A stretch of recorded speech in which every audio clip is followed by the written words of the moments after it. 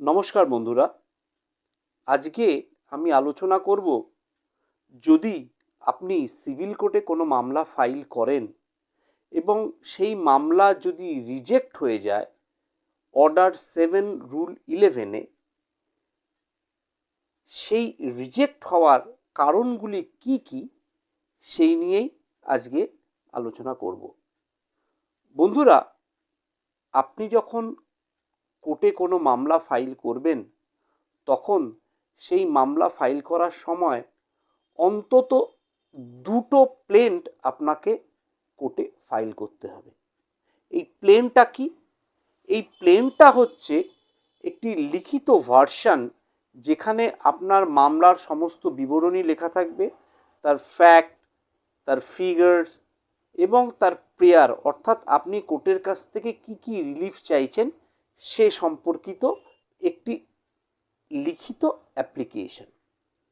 তো দুটো প্লেন্ট আপনাকে কোর্টের কাছে ফাইল করতে হবে। আপনি যদি দুটো প্লেন্ট ফাইল না করেন তাহলে সেক্ষেত্রে আপনার অ্যাপ্লিকেশনটি বা মামলাটি কিন্তু কোর্ট রিজেক্ট করে দিতে পারে।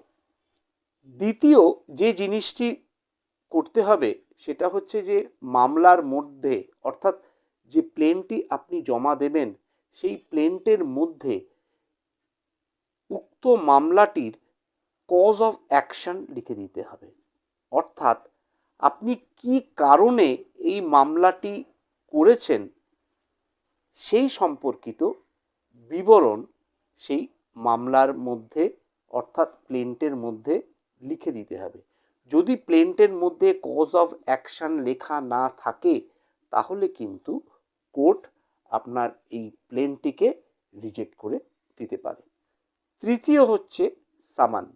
আপনি যাদের বিরুদ্ধে মামলা করেছেন তাদের প্রত্যেককে আপনাকে কিন্তু সমন পাঠাতে হবে এবং এই সমন পাঠিয়ে আপনি যে ঠিকঠাক মতন সমন পাঠিয়েছেন সেটা কোর্টের কাছে দাখিল করতে হবে। যদি আপনি এটা না করেন তাহলে সেক্ষেত্রেও আপনার প্লেন্ট বা আপনার মামলাটি কিন্তু কোর্ট রিজেক্ট করে দিতে পারে। এবং চতুর্থ হচ্ছে কোর্ট ফি। এই কোর্ট ফিটা কি? বন্ধুরা, আমরা মামলা ফাইল করতে গেলে কিছু টাকা কোর্টকে কোর্ট ফি রূপে আমাদের দিতে হয়। অনেক সময় আমরা যা মামলায় প্রেয়ার করছি, অর্থাৎ কোর্টের কাছ থেকে রিলিফ চাইছি, সেইগুলোর ওপরেও কিন্তু কোর্ট ফি আমাদের দিতে হয়।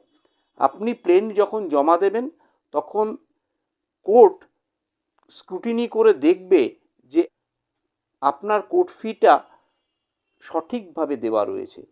যদি না দেওয়া থাকে তাহলে কোর্ট আপনাকে সেই কোর্ট ফিটি আগে দিয়ে দেবার জন্য বলবে এবং তার একটি নির্দিষ্ট সময়সীমাও ধার্য করে দেবে। যদি আপনি সেই নির্দিষ্ট সময়সীমা ধার্য করার মধ্যে নির্দিষ্ট কোর্ট ফি দিতে অক্ষম হন তাহলে কিন্তু কোর্ট আপনার প্লেন্ট বা আপনার মামলাটি রিজেক্ট করে দেবে। পঞ্চমত যে বিষয়টি আসছে সেটি হচ্ছে বার বাই এনি আদার ল। ব্যাপারটা কি আমরা একটু জেনে নিই। ধরুন আপনি কোনো দোকান থেকে একটি জামা কিনলেন। সেই জামাটি বাড়িতে আনার পর দেখা গেল তার মধ্যে কিছু ডিফেক্ট দেখা দিয়েছে। আপনি সেই জামাটি নিয়ে দোকানদারের কাছে গেলেন এবং দোকানদারকে গিয়ে বললেন যে আপনি জামাটা চেঞ্জ করে দিন, এই জামার মধ্যে ডিফেক্ট আছে। দোকানদার কিন্তু বললেন যে না, আমি আর জামা যখন একবার বিক্রি করে দিয়েছি সেই জামা আমি আর নেব না। এরপরে বন্ধুরা আপনি কি করবেন? আপনি সিধে কনজিউমার কোর্টে যাবেন। আপনি কিন্তু কোনো সিভিল কোর্টে যাবেন না।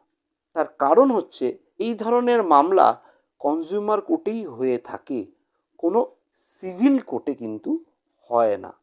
সুতরাং এই রকম কোনো মামলা যদি আপনি সিভিল কোর্টে নিয়ে আসেন তাহলে কিন্তু সিভিল কোর্ট সেটি রিজেক্ট করে দেবে।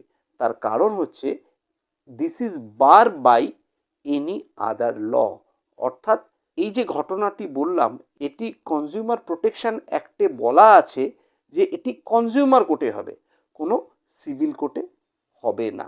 সুতরাং বন্ধুরা, যদি কোনো ব্যক্তি মামলা ফাইল করেন এবং আজকে যে পয়েন্টসগুলো আমি বলে দিলাম সেই পয়েন্টসগুলো যদি যথাযথভাবে মেনে চলে, তাহলে কিন্তু যিনি মামলা ফাইল করেছেন তার মামলাটি রিজেক্ট হবার সম্ভাবনা অনেক কমে যাবে। আজ এই পর্যন্তই রইল। নমস্কার, ধন্যবাদ।